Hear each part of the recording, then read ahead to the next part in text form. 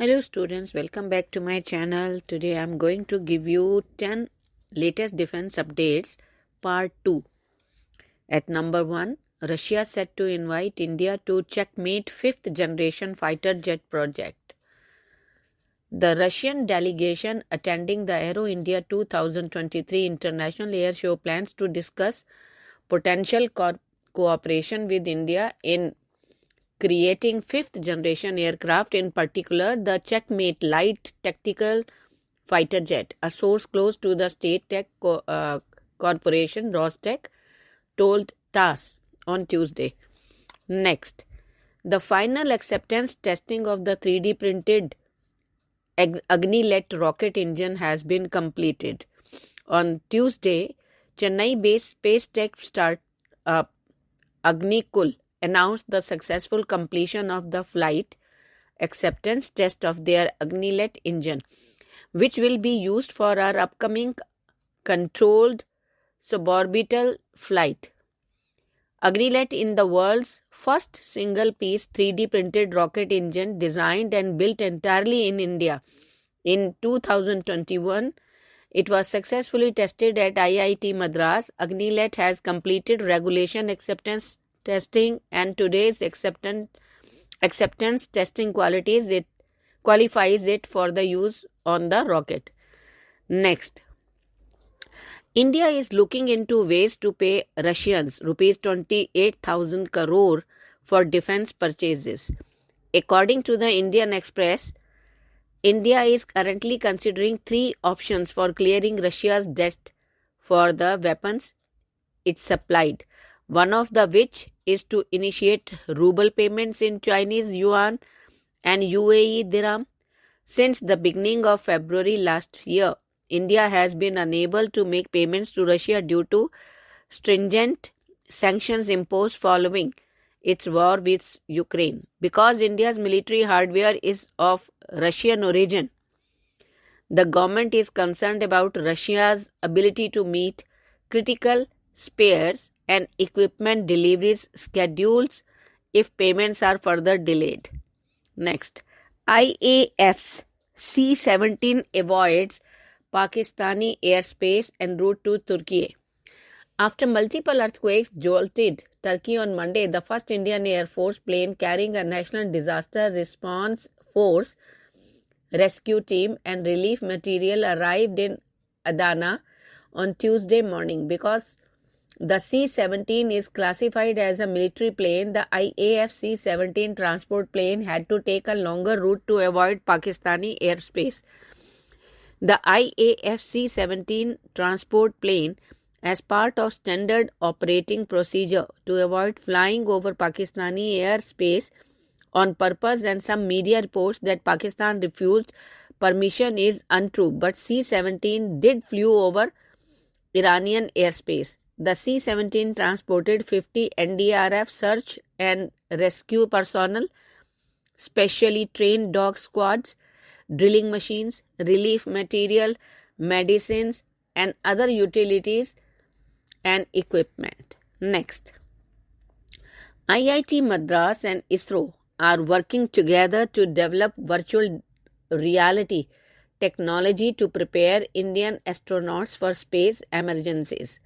The Indian Institute of Technology Madras IITM and the Indian Space Research Organization are working together to develop virtual reality, augmented reality, and mixed reality solutions to prepare Indian astronauts for the harsh unknown of space. The collaboration is intended to assist the 4 Indian astronauts, originally Indian Air Force test pilots, who are undergoing specialized training to take part in India's most ambitious space missions, the Gaganyaan or Human Space Flight Program. Next, military veterans to Sikh religious body. Ranjit Singh wore a helmet. The Akal Takht and Shiromani Gurdwara Prabandhak Committee have protested the Indian Army's proposal to purchase helmets for Sikh soldiers and have asked the central government to withdraw the decision because they believe the turban is a symbol of our identity. It is a crown that Guru Sahib has placed on the heads of Sikhs, and It is a symbol of our identity. According to the Indian Express, many military veterans ranging in rank from Subedar Major to Lieutenant General have stated that even Maharaja Ranjit Singh's Sikh troops wore helmets.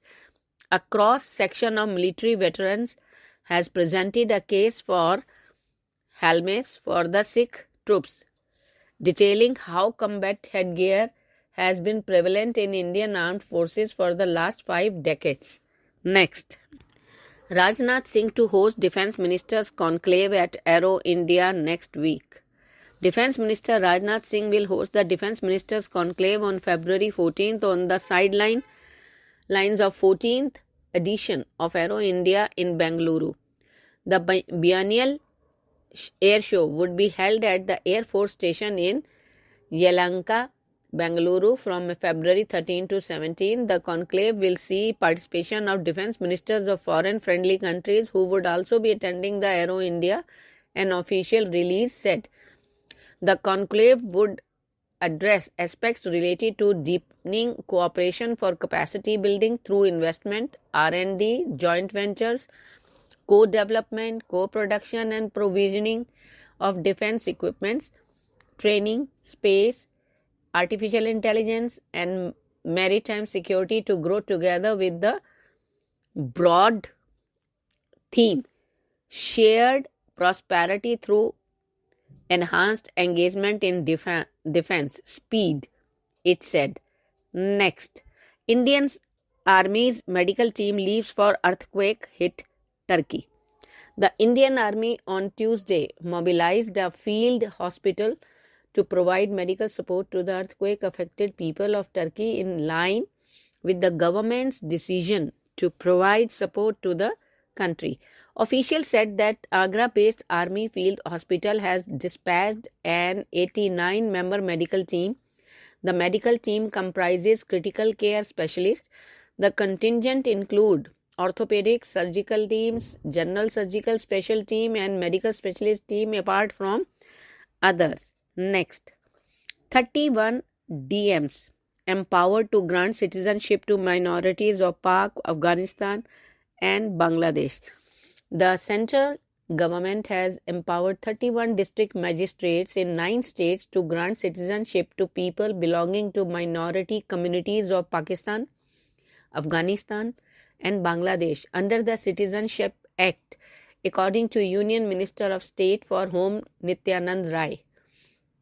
The delegation of this power is aimed at speedy disposal of the citizenship applications of such foreigners, as decisions can now be taken at the district level itself after examining each case, Rai said in a written reply in Lok Sabha on Tuesday. Next, S. Jaishankar, Bhutan Parliament Speaker, discussed ties, economic cooperation. External Affairs Minister S. Jaishankar on Tuesday met Bhutan's National Assembly Speaker Wangchuk Namgyal and discussed the two countries' multifaceted friendship and stronger economic cooperation. Pleased to interact with Wangchuk Namgyal, Speaker of National Assembly of Bhutan and his 13-member parliamentary delegation today, Mr. Jaishankar said in a tweet.